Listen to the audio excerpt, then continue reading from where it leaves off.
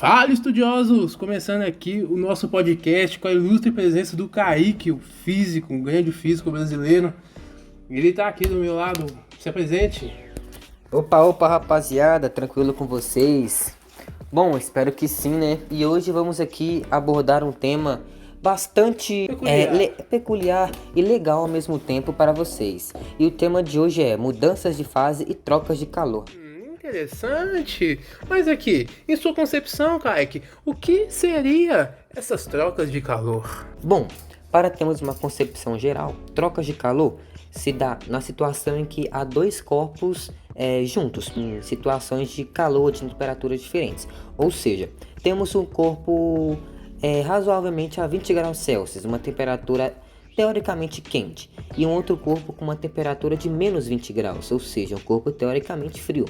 Agora, se juntarmos esses dois corpos e, sei lá, ter um atrito, deixar esses corpos juntos, ocorrerá uma troca de calor, ou seja, dos 20 graus e dos menos 20 graus, deixar zero e deixar os dois corpos com a mesma temperatura. Deixa eu ver se eu entendi direito, então. Vamos supor que minha mão ela tá gelada.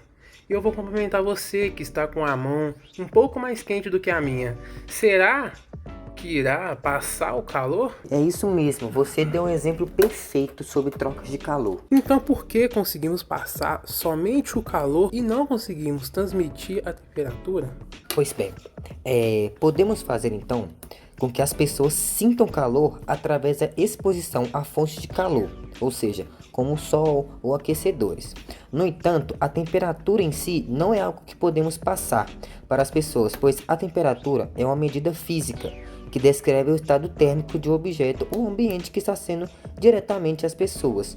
Ou seja, temperatura é como se fosse que a pessoa está, por exemplo, a 30 e tantos graus, ou se está em febre, por exemplo, a 40 graus, entendeu? Não tem como você passar, tipo assim, eu estou com uma temperatura de 36 graus, vou passar minha temperatura para você de 33 graus, entendeu? Eu transmito para você calor. Você manja mesmo da física, hein? Tem algo mais a acrescentar? Tenho sim. Agora eu vou falar sobre um assunto que cai geralmente em provas desde o sexto ano, do Fundamental 2 até o ensino médio, e eu já vi questões também que envolvam esse tipo de conteúdo até em provas importantes, como o Enem, provas de vestibular, entre outros, que são as fases das matérias.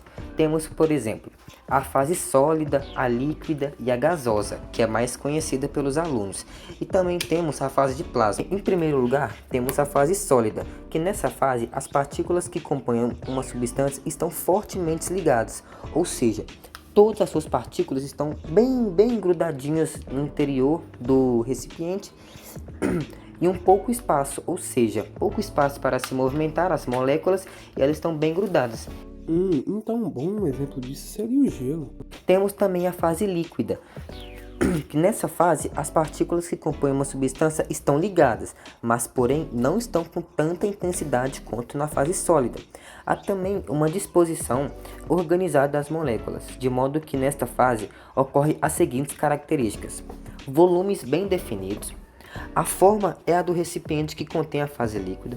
As partículas estão tão próximas, mas ainda há força entre elas, e há movimentação de partículas no interior do líquido. Ou seja, diferentemente da fase sólida, que temos, por exemplo, um cubo de gelo, na fase líquida temos, por exemplo, uma água que você pode beber e tudo mais, que as moléculas estão mais soltas, certo? E dá para ter mais liberdade, digamos assim, no interior de cada moléculazinha.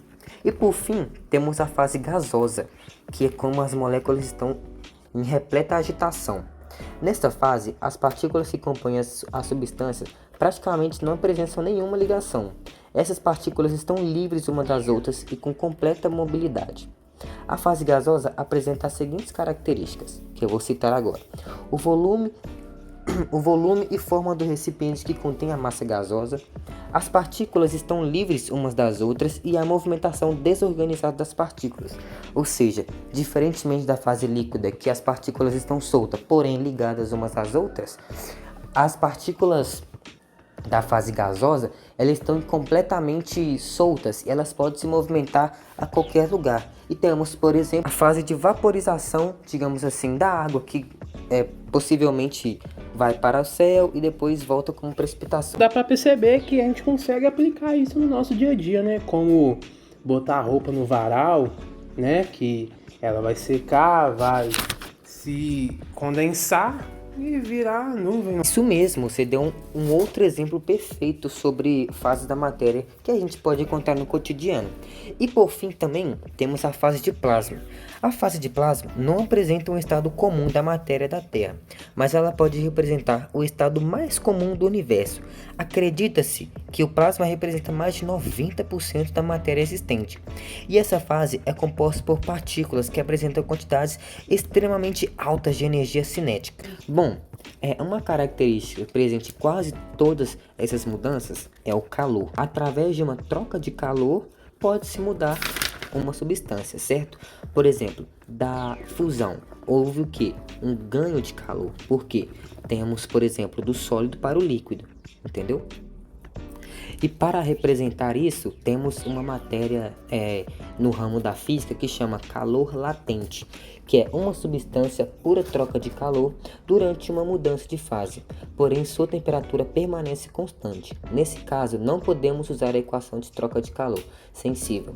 Então, temos que AT igual a zero e Q diferente de zero.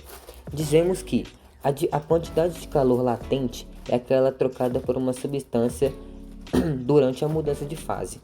E temos pela equação Q igual a M vezes L, em que Q é a quantidade de calor latente, M, massa das substâncias que mudou de fase, e L, o calor latente de mudança de fase. Fico triste em saber que o nosso programa está chegando ao final, mas eu gostei bastante do tema que foi abordado aqui hoje. Quero agradecer a presença desse grande físico e obrigado por tudo. E é isso, pessoal. Eu que agradeço, né, humildemente por esse convite, né, de comparecer a esse grande canal de podcast relacionado à física, né. Queria falar que eu amei estar aqui e assim, que eu possa comparecer aqui mais vezes.